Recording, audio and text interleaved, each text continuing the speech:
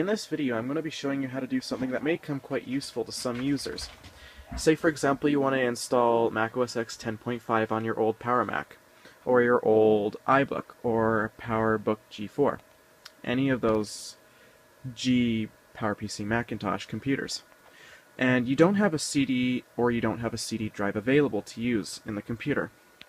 Now, while this Power Mac G4, which I am using to demonstrate in this video, while I am using this one, it does have two working CD drives. I just don't have the CDs or any dual layer DVDs. So I got a file somewhere on the internet. I won't tell you how I got it or where I got it. And I prepared a USB drive for installing Mac OS X. I did find a tutorial on this on the internet, so I will be linking to that in the description. So what you'll first of all need is, it's probably best to have a pre-installed operating system on this on your Mac that you're going to install 10.5 on. In this case I had 10.4, which you can use. However, if you're using a G4 or G3, it will take a long time because of the USB 1.1 speed. When I prepared my USB thumb drive, I used this late 2006 iMac, which has USB 2.0, so it did the formatting a whole lot quicker. You will need an at least 8 GB USB drive.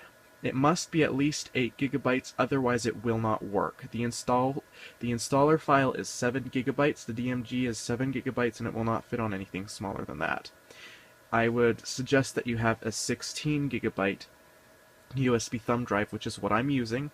I'm using a Kingston 16 GB thumb drive. It can be picked up pretty cheaply on eBay or any computer store. So first of all, what you're going to have to do is take your USB and you're going to want to plug it into your Mac. Plug in your USB that you would like to use to install Mac OS X. For the purpose of this video, I'm going to use a 4 GB Lexar drive because my 16 GB Kingston has already been prepared. I don't really actually need to prepare a USB drive for you to understand how this works and understand what to do. First of all, you're going to want to click Go on top of here. Make sure it says Finder. Excuse the shakiness. Go to Utilities. Wait for it to load and click Disk Utility. This will start the Disk Utility program. Now you'll have your Mac OS X DMG on your desktop. Double click it to mount it. You'll get this OS X install DVD window. You can just close that, it doesn't matter. You don't need the Utilities window open anymore. And we now need to work in here. So select your USB thumb drive in here, click Erase, and name it whatever you want. But choose to format it in Mac OS X Extended Journaled. Name it whatever you want. For example, I'm just going to name it a bunch of random garbage. Actually, you know what? I'm actually going to just name it Lexar, because that's what this is. And click Erase. It will erase it. It'll say partitioning, but that doesn't matter. And now it's done. Now you want to click Partition. Go to Volume Scheme, 2 partitions. Name the first one Installer.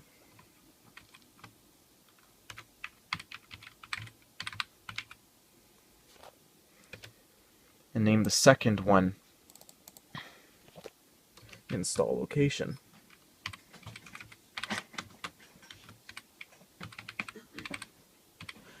Just so you know, the second partition may not be necessary, but I'm going to do that just for safekeeping. So we'll have 2 partitions here. Click Options and click Apple Partition Map. This will be chosen so that a PowerPC Mac can be booted.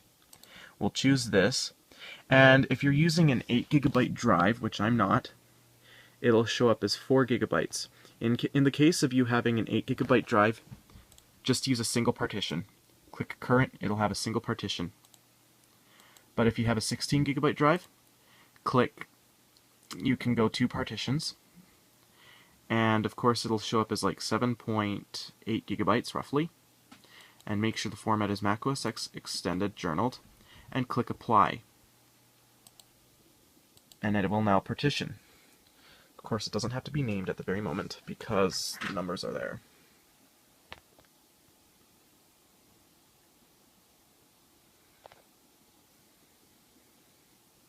Partition is complete. Now click Restore. Over here, you will have two options. Click and drag the Mac OS X install DVD and drag it into the source text box. Now, if you have named this partition installer, or if you've named this one installer, it doesn't really matter which order you do it, drag this one into here. If you have not created it as two partitions, just drag the option down into here. Click Erase Destination, and you'll click Restore. Now, because this thumb drive is a bit too small, it's not going to work. But if you've got an 8 GB drive or a 16 GB drive or anything larger, it will work. So once it will, and please note that it will take some time to do the restore process, as it is preparing your thumb drive into the Mac OS X install DVD. So when that is done, you can disconnect it from the computer, and you will shut it down. Your USB thumb drive connected into the computer itself, I would suggest you plug it into the computer itself rather than a USB hub, as it is probably going to be a more uninterrupted connection. It's really dark and I cannot turn on a light right now. With the USB connected, start up the computer, press and hold Option. This will bring up your boot selection menu. Keep holding down your Option button, or your Option button, and this menu will come up. At first you'll just see Mac HD. This is normal. Just wait for it to load. It'll probably take some time. Now the Mac OS X install DVD will show up. Now, to prove that there is no disks in the drive, because these are PC drives, there's going to be a button inside. I'll try and open them. This is the primary drive. Has nothing in it. It's really dark. Second drive. We have nothing in that one either. So we have our Mac OS X install DVD. Click this one and click the next button. This will come up. This is normal for installing Mac OS X. Now please note that since this is USB 1.1, it will take some time to load. When you're done waiting, this window should come up. If for some reason you do not get the boot menu to display the USB, you can follow the tutorial in the link that's going to be in the description, which should hopefully show it up for you, help you get to boot to the computer. You can read the comments, as some of them might be useful. So we'll click Use English for the main language, and we will now install OS X Leopard. First of all, I'm going to use the disk utility to format the drive. In this computer we have a 120 gigabyte. We have a 120 gigabyte hard drive that will soon not have Mac OS X. We can see that we have our 14.5 gigabyte, as it's red, 16 gigabyte Kingston drive with the Mac OS X install DVD partition. Here's our regular drive. I'm going to partition it. One partition. I'm going to name it Mac HD. You can name it whatever you want. Mac OS X Extended, journaled. And we do not need this, as I'm pretty sure OS X 10.5 does not support Classic. But then again, it might, so I'm going to do it anyways. Apple Partition Map, make sure that's selected, click OK. Now we will click Apply. Now it will partition the hard drive. Please note that because we're installing through USB on a USB 1.1 computer, it will take a long time to do most things, especially to install the computer. So now that the hard drive has been wiped and formatted, we'll close this and we will continue. Agree. Obviously we can't install to the thumb drive. Mac HD. Now that I think about it, the second partition, if you created one, you can use it to transfer files if you're still in the process of needing to keep the install partition. We'll continue. To begin installing Mac OS X, click Install. I'm going to customize it. You don't have to do this if you don't want to. Language installations. Let's deselect all of those, except for Italian, because I understand a bit of that. Additional fonts, we'll keep those. And unless you're going to be printing a lot with this computer, I would suggest you just unselect all of those, because, well, I'm not going to be needing this computer to print anything. So, we'll choose all that, and now we will click Install. Now this will take a long time. We'll see if it comes up with a calculated time. So I will come back when this is done.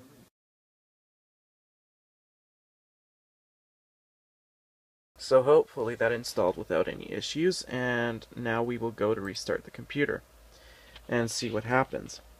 Hopefully it'll boot correctly, and hopefully we won't have any issues. So I'll keep recording while it's doing this, but I might have to snip out parts. So our Apple logo has appeared. We can see that it's not in the regular 1080p resolution that this monitor supports. And it is currently booting up. Hopefully it's, well, unlikely it's going to be booting. Excuse that. Unlikely it's going to be booting to the USB because it would actually require human intervention to do that. Excuse that too.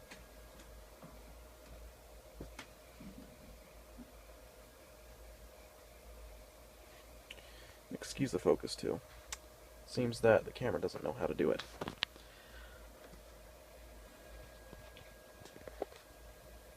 So it seems to be going.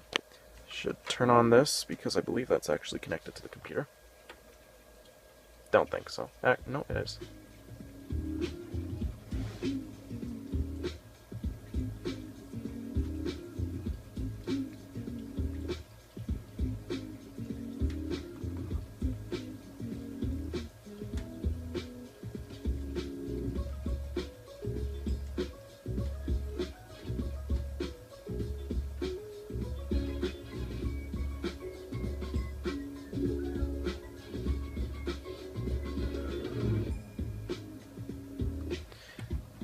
So here's our uselessly beautiful introduction. I'm gonna choose Canada, US keyboard layout. Would you like to transfer? Nope. I don't have any information. Select how your computer. Let's just choose this because I don't have it connected to the internet right now. Actually, no, I'll choose this just in case.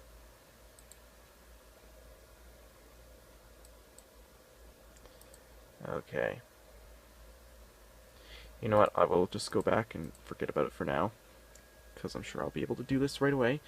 Okay, I'm going to type in my information that you do not get to see. So we're going to get this other information in, use it for home. I'm a student, wherever that is.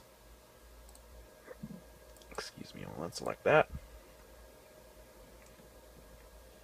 Okay, so it seems that you know my name. F that.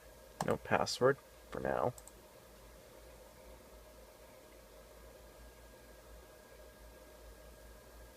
Register later. We're not in Cupertino, as I said to the computer that I live in Calgary. We'll leave that for later. Enjoy. And we're done. We now have to set our resolution. The computer should detect the monitor and automatically set it up, but I may have to put the drivers in for it. And we are not running off USB because we have successfully installed the computer. Or we've successfully installed the operating system. You can't install a computer. Well, you can in your living room, but, you know. So I'm going to click System Preferences. I'll click About this Mac as well. And we can see here that we have our... Oops, I forgot I have my phone turned a different way. We have our dual 1.25 GHz PowerPC G4s and our 2 gigabytes of DDR/SD RAM. Just go to Displays to make sure that a 1920 by 1080 display is available, which it is, and it is ready to be used.